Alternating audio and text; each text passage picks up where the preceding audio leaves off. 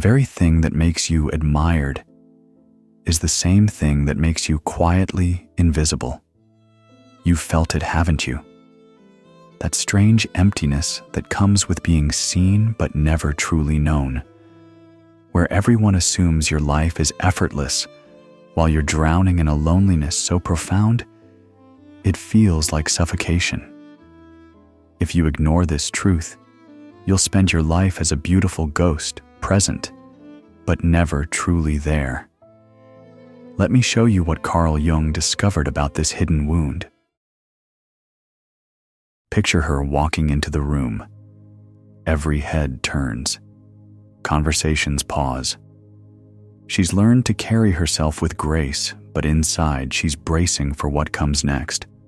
The projections, the assumptions, the careful distance others maintain as if she's made of glass. Ginny knows this dance by heart. At 32, she's beautiful in that arresting way that makes strangers stare and friends feel inadequate. But she hasn't had a meaningful relationship in 3 years. Not because she's difficult or demanding, but because no one has ever asked her what she dreams about at 3 a.m. They see the surface. They fall in love with an idea. And she's left holding the weight of their fantasies while her real self slowly disappears.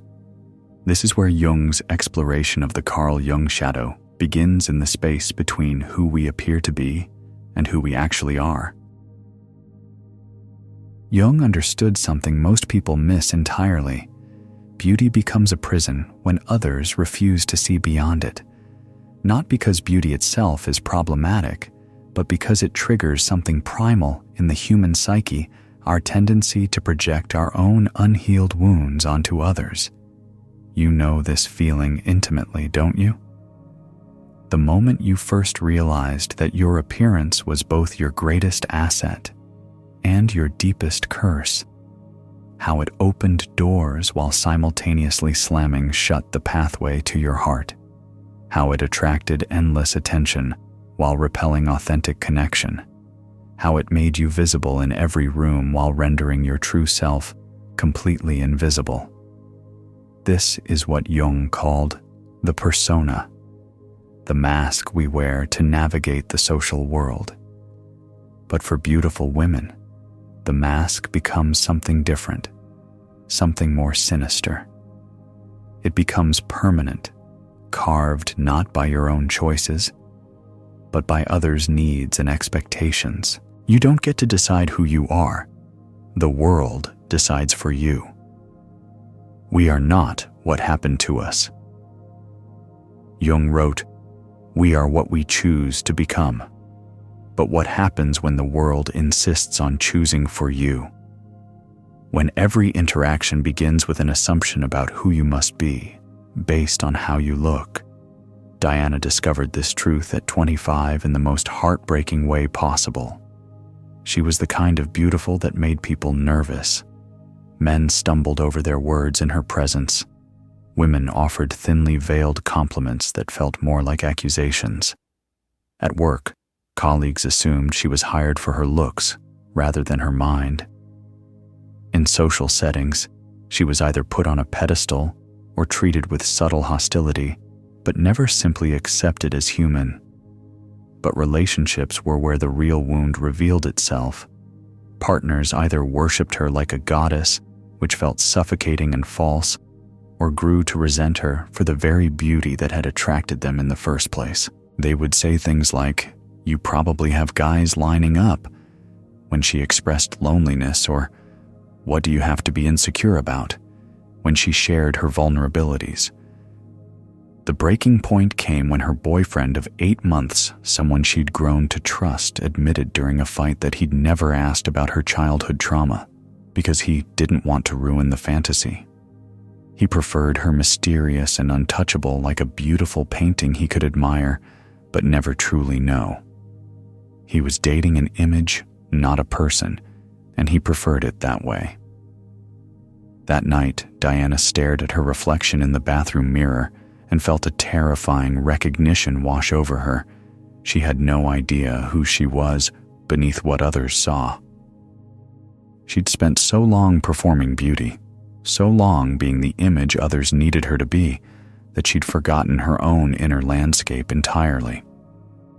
She was drowning in her own reflection. This is the Carl Jung shadow at work, not the dark evil parts we imagine, but the aspects of ourselves we are forced to hide because they don't match the image others need us to maintain.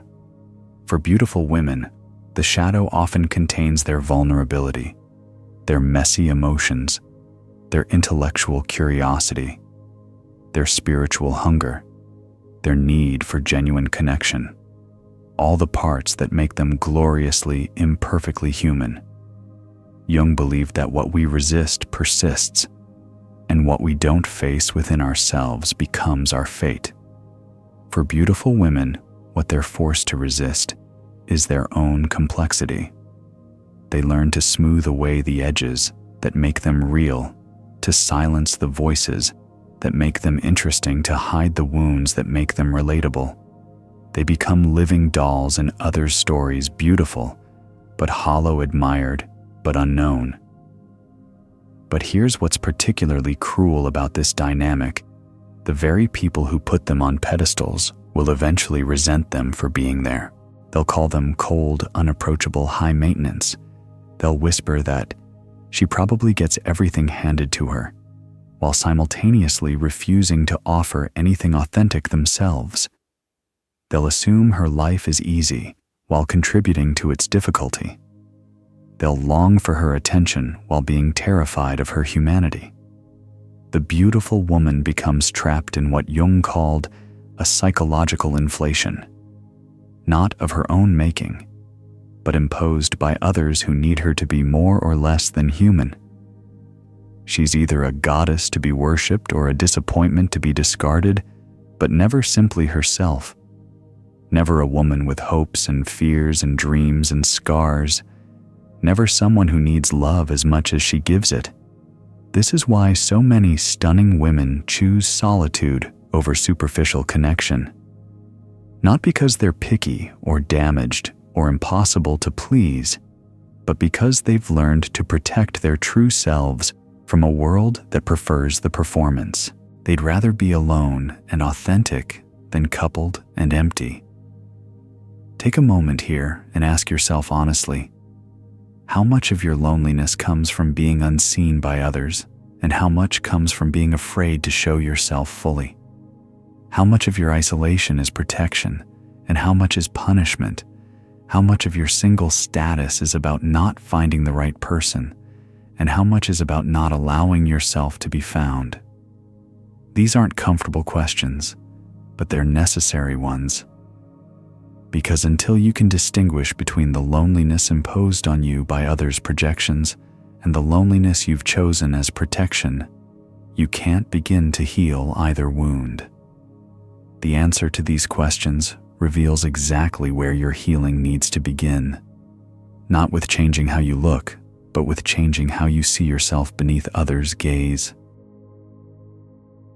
Here's what Jung discovered that changes everything, that reframes this entire painful paradox.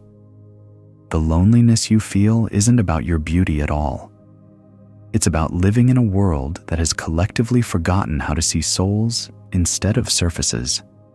Every projection placed on you, whether you're too perfect to approach or too beautiful to be real, these aren't about you. They're mirrors reflecting others' relationship with their own Carl Jung shadow, their own unhealed wounds around worth, desire, and belonging. When someone can't see past your appearance, they're revealing their own blindness, not your limitation. When someone looks at you and sees only beauty, they're confessing their own emptiness. When they assume your life is effortless, they're revealing their own struggle with feeling enough. When they keep you at arm's length because you're out of their league, they're protecting themselves from their own fear of rejection. When they resent you for having what they think they want, they're projecting their own self-hatred onto your existence. You've been carrying their shadows without realizing it, holding their projections as if they were truth about who you are. Jung wrote, "The privilege of a lifetime is to become who you truly are. But for beautiful women, this privilege feels more like a battle fought on multiple fronts. You have to fight for the right to be complex, to be flawed, to be moody, to be intellectual, to be spiritual, to be needy, to be human. You have to earn what others take for granted, the simple acceptance of your full humanity. The revelation that changes everything is this: your loneliness is not a personal failing. It's a symptom of collective unconsciousness, a world sleepwalking through relationships preferring fantasy to reality, image to intimacy, projection to genuine seeing. But here's where Jung's wisdom becomes revolutionary. He believed that our greatest wounds often point toward our greatest gifts, that our deepest pain contains the seeds of our most profound purpose. Your experience of being unseen while highly visible has given you something rare and precious, the ability to see others' shadows with extraordinary compassion. You know what it feels like to be reduced to a single dimension. You understand the ache of performance, the exhaustion of being misunderstood. You recognize when someone is hiding behind their persona because you've been forced to do it too. You can spot projection from miles away because you've been its target for years. This is your superpower, though. It doesn't feel like one yet. This is your gift to the world, though it came wrapped in pain. Consider this: every time someone has reduced you to just your appearance, you've learned to see beyond surfaces. Every time someone has projected their fantasies onto you, you've developed immunity to illusion.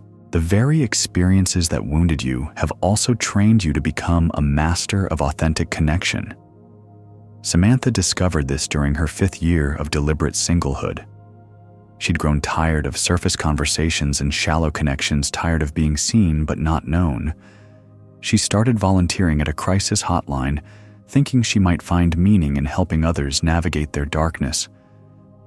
There, speaking to strangers in the middle of their worst moments with no faces to see and no appearances to judge, she discovered something profound. People opened up to her voice in ways they never had to her physical presence. Her beauty wasn't part of the equation. She was just a voice, a listening heart, a mind that understood pain. The conversations were deeper, more real, more nourishing than any she'd had in years. I finally felt like myself, she told me. Not the beautiful version of myself, not the image others needed me to be. Just myself, my thoughts, my wisdom, my ability to hold space for pain. For the first time, I was valued for who I was inside, and it was intoxicating. This is what Jung meant by individuation, the lifelong process of becoming whole by integrating all parts of ourselves, especially the parts others want us to hide or deny. It's not about rejecting your beauty or pretending it doesn't exist. It's about refusing to let it define the totality of who you are. Your shadow isn't your beauty. That's actually one of your gifts. Your shadow is everything you've had to suppress because of it. Your neediness, your strong opinions, your grief, your wild joy, your spiritual hunger, your intellectual curiosity, your imperfections, your humanity. The parts that make you gloriously, messily real. The question isn't how to be less beautiful. That's not the answer, and it's not even possible. The question is how to be more authentically yourself in a world that prefers the image. How to insist on your complexity in relationships that want simplicity. How to demand to be seen fully in a culture that profits from your partial existence. And sometimes, heartbreakingly, that means disappointing people who prefer you incomplete. It means losing relationships that were never really with you in the first place. It means accepting that not everyone is capable of loving the real you, and that their limitation isn't your failure. The shift begins in the quiet moment When you stop performing for others' comfort and start living for your own truth. When you realize that being liked for who you're not is infinitely more lonely than being alone with who you are. This doesn't mean becoming harsh or closed off or defensive. It doesn't mean hiding your beauty or pretending it doesn't matter. It means something far more radical, becoming selectively vulnerable, choosing to reveal your depth only to those who've demonstrated they can handle it, who've earned the privilege of seeing your full spectrum. Jung called this holding the tension of opposites, being both beautiful and complex, both admired and real, both gracious and boundaried. You don't have to choose between your appearance and your authenticity. You can be devastatingly beautiful and brilliantly intelligent. You can be stunning and spiritually deep. You can be gorgeous and emotionally complex. The world may struggle to hold all of you, but you don't have to make yourself smaller to fit their limitations. The women who found genuine love after years of loneliness share this common thread. They stopped trying to make themselves digestible to people who weren't ready for their full flavor. They started speaking their truth, sharing their real stories, showing their actual scars. They stopped hiding their intelligence to make others feel smart, stopped diminishing their accomplishments to make others feel successful, stopped suppressing their depth to make others feel comfortable. And yes, this scared some people away. It always does.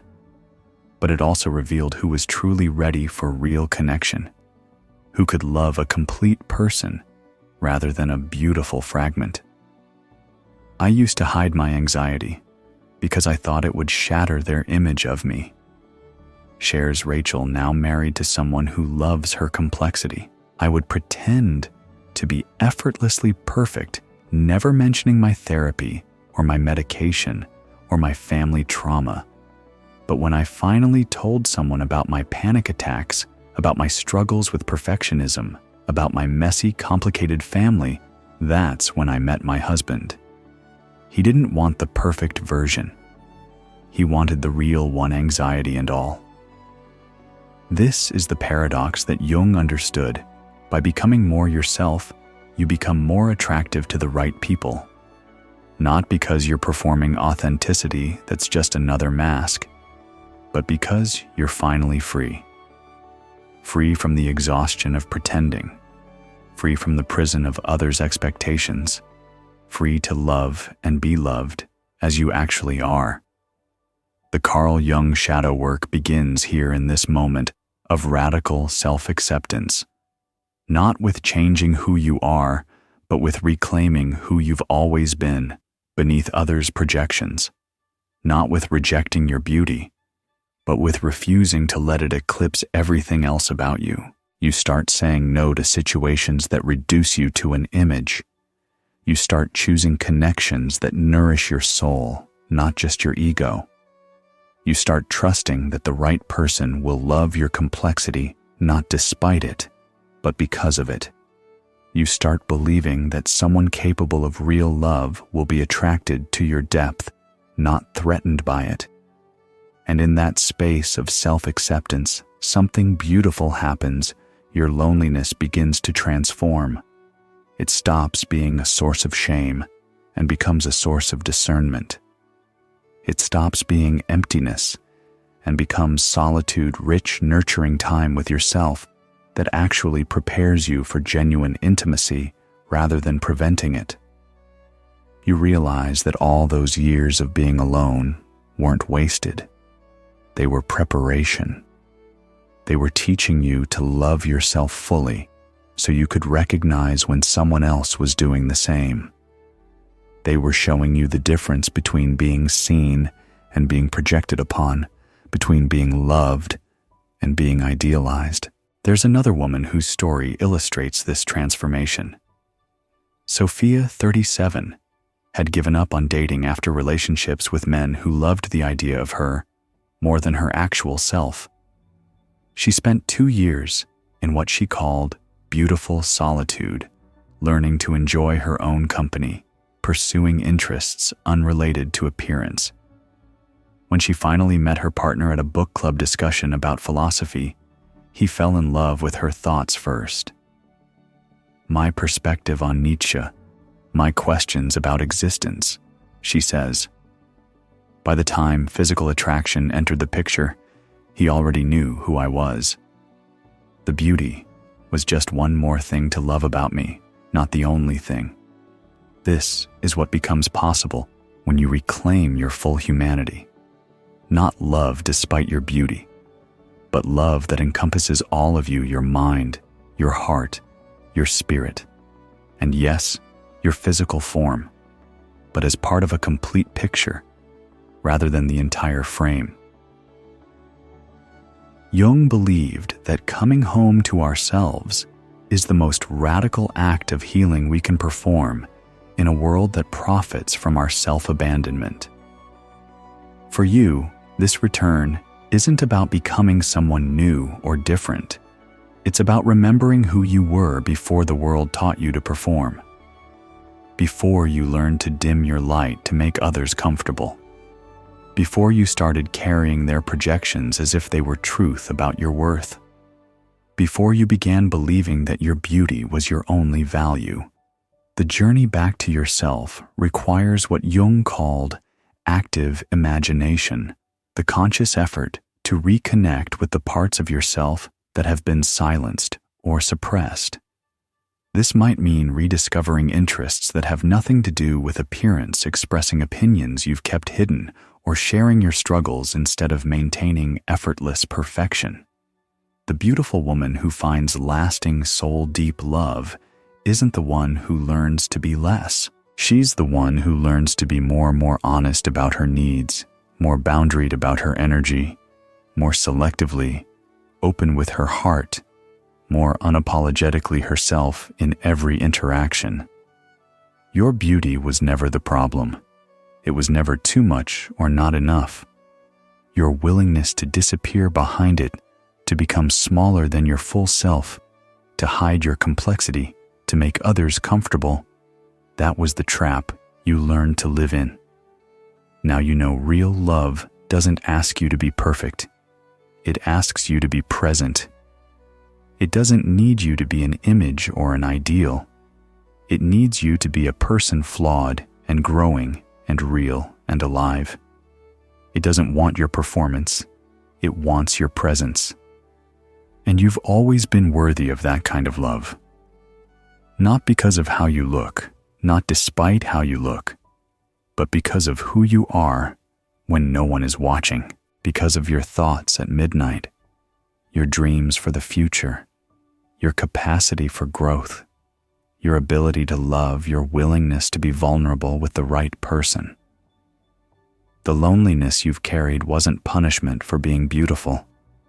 It was protection for your true self, keeping you available for someone capable of seeing all of you. It was your soul refusing to settle for less than you deserve. The moment you stop performing for others' comfort is the moment you start receiving the love you've always deserved. Jung said it perfectly. The privilege of a lifetime is to become who you truly are. Not who others need you to be, not who the world expects you to be, but who you actually are. Beneath all the projections and expectations, your privilege, your gift, your path forward. It's not about being seen as beautiful. You've already been seen that way, and you know how empty it feels. It's about being known as real. It's about being loved for your mind, your heart, your spirit, your complexity, your humanity. If this resonated with something deep inside you, trust that recognition. Your healing journey begins with honoring what you've felt but couldn't name, what you've known but couldn't say. Perhaps it's time to ask yourself, what would happen if you stopped apologizing for taking up space? What would change if you stopped making yourself smaller to fit others' comfort zones? what love might become possible if you showed up as your full, complex, beautiful self, the loneliness you've carried. It wasn't proof that something was wrong with you. It was proof that you were ready for something real, something deeper, something worthy of who you actually are. And that beautiful soul is exactly what you deserve.